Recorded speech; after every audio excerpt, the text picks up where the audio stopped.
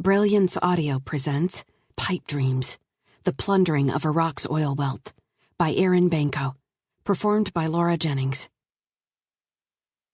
Fuad Hussein's Lexus SUV roared down the dusty highway on the outskirts of Kirkuk.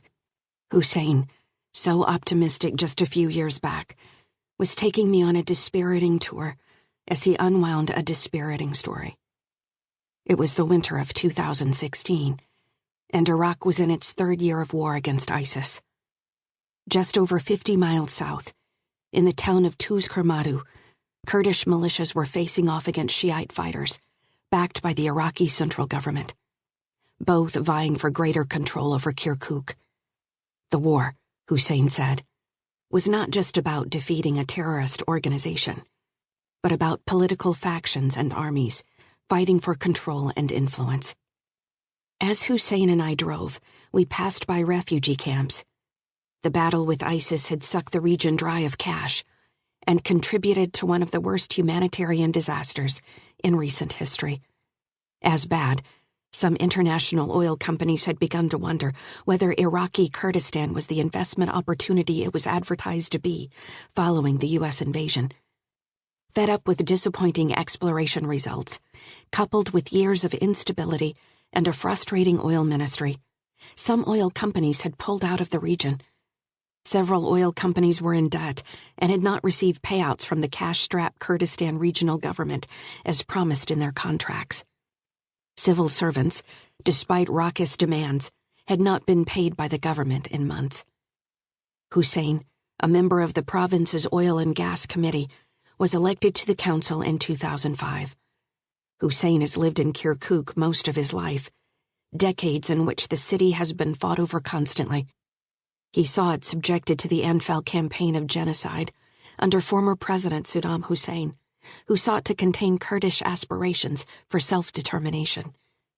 He saw his friends die fighting for Kurdish rights and freedom, and witnessed Kurdish homes completely leveled by Saddam's military. And then, upon the ousting of Saddam, he saw hundreds of thousands of people begin to hope.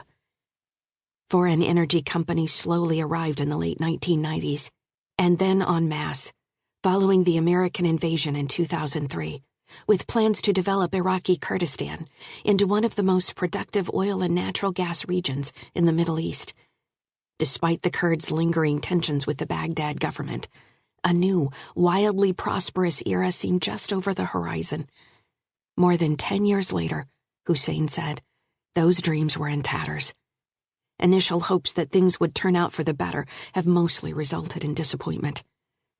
The fight between Kurdish and Iraqi militias dramatically escalated in late 2017, following a Kurdish referendum for independence.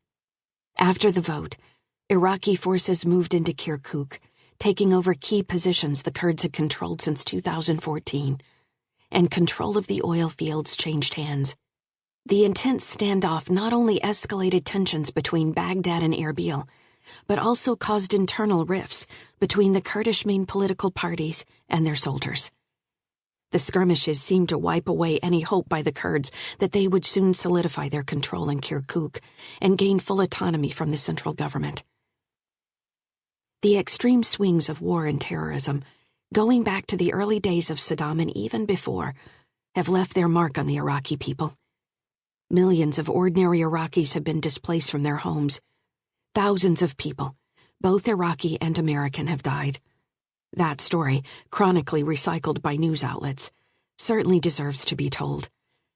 But a more complicated story, and yet no less important one, is the promise made to the Iraqis that after the bombs and bullets stopped flying, after Saddam had been vanquished, their lives would be made immeasurably better. One of the reasons?